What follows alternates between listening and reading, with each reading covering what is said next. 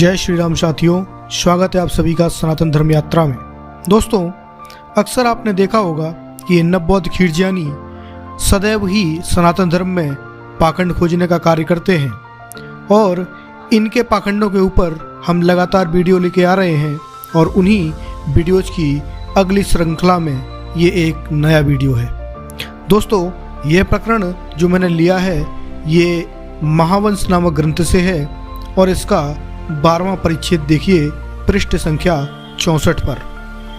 इसमें 12वां परिच्छेद है नाना देश प्रचार।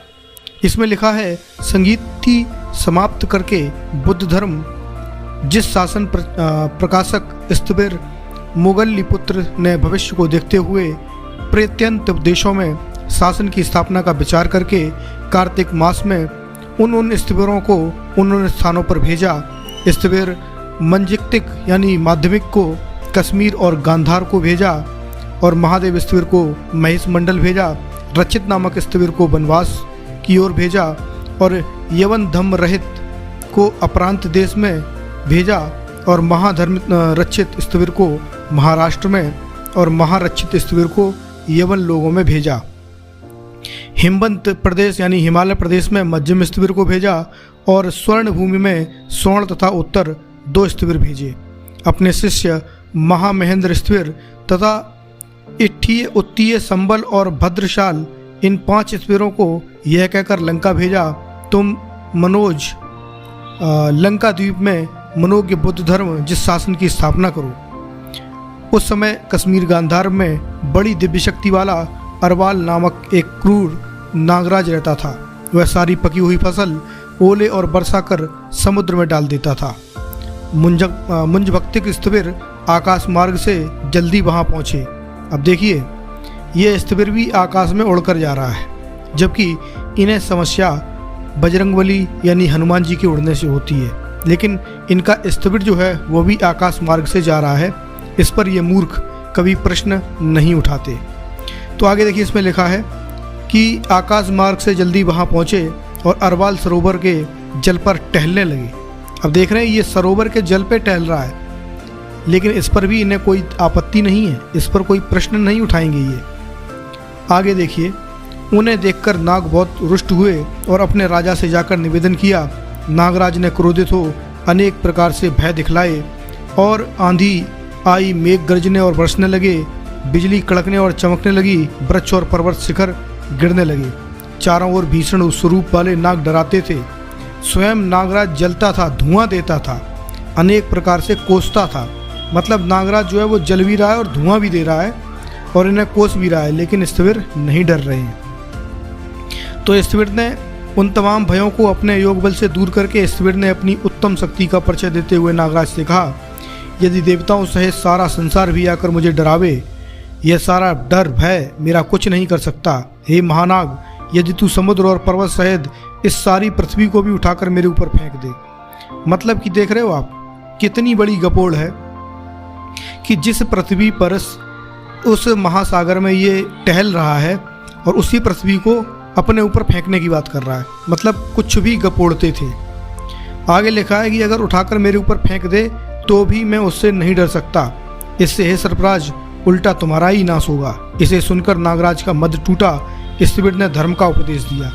अच्छा, यहाँ पर यह स्तबिर जो है यहाँ पर अपने धर्म का उपदेश देता है और वहाँ पर बौद्ध धर्म फैला देता है। अब चलिए अगले पृष्ठ पर चलते हैं, 66 पर। यहाँ पर लिखा है, महादेव स्तबिर ने महेश मंडल देश में जाकर वहाँ के लोगों को देवदूत सूत्र सुनाया, जिससे 40,000 लोगों के धर्म चक्षु खुल गए। 40,000 लोगों ने उनके पास प्रवज्ञा ग्रहण की। रचित स्तबिर ने वनवास देश में जाकर वहाँ के लोगों के बीच आकाश में बैठकर अनंतमग संयुक्त का वर्णन किया। मतलब देख रहे हो आप कि अगर हनुमान जी उड़ते हैं तो ये प्रश्न उठाते हैं कि हनुमान जी कैसे उड़े, और इनका ये रचित स्तबिर जो है आकाश में बैठकर वहाँ पर वर्णन कर रहा है एक अनंतग संयुक्त का। इस पर इन्हें प्रश्न उठाना चाहिए, वहाँ पर प्रश्न नहीं उठाते ये। अच्छा देखिए, अब इनकी संख्या गिनते जाइए आप। 60,000 मनुष्यों की धर्म दृष्टि खुली और 37,000 मनुष्य उनके पास प्रवज्जित हुए। उस देश में 500 विहारों की स्थापना हुई और इस प्रकार स्तबिर ने वहाँ बुद्ध धर्म की स्थापना की। मतलब ये जहाँ जाते थे पूरा का पूरा बौद्ध धर्म फैला देते थे। आगे देखिए, एवं धर्म रक्षित स्थिविर ने अपरांत देश में जाकर लोगों को अग्नि स्कंदोपान सूत्र का उपदेश किया। वहाँ 37,000 आदमियों को धर्माधर्म के जानने वाले स्थिविर ने धर्मामृत का पान कराया। केवल क्षत्रिय कुल से ही हजारों पुरुषों ने और इससे भी अधिक स्त्रियों ने प्रवज्ञा ग्रहण की। ऋषि महाधर्म रक्षित ने महाराष्ट्र देश में जाकर वहाँ महानारद कश्यप जातक का उपदेश किया। वहाँ 84,000 ने मार्गफल सोतातिफल को प्राप्त किया और 13,000 ने स्थिविर के पास प्रवज्ञा ग्रहण की। उसके बाद ऋषि महारक्षित यवनों के देश में गए। वहाँ उन्होंने लोगों को काल का राम सूक्त का उपदेश दिया। 1,70,000 लोगों को मार्ग फल की प्राप्ति हुई और 10,000 लोगों ने प्रवज्ञा ग्रहण की। 4 स्थिविर सहित मध्यम ऋषि ने हिमालय प्रदेश में जाकर धर्म चक्र प्रवर्तन सुनाया। वहाँ 80 करोड़ आदमियों ने मार्ग फल की प्राप्ति हुई। मतलब देख रहे हो आप, संख्या का तो ये मतलब ही नहीं रखते थे कि गिनती इन्हें कितनी रखनी है। ये भी नहीं सोचते थे कि उस समय इतनी जनसंख्या थी भी या नहीं थी। ये भाई लाखों से नीचे बात ही नहीं करते थे, लाखों करोड़ों में ये बौद्ध धर्म में लोगों को परिवर्तित कराते थे। आगे लिखा है, 5 स्थिविरों ने पृथक पृथक 5 भिन्न देशों को श्रद्धालु बनाया। वहाँ प्रत्येक स्थिविर के पास 1-1 लाख मनुष्यों ने भक्तिपूर्वक संबुद्ध के शासन में प्रवज्ञा ग्रहण की।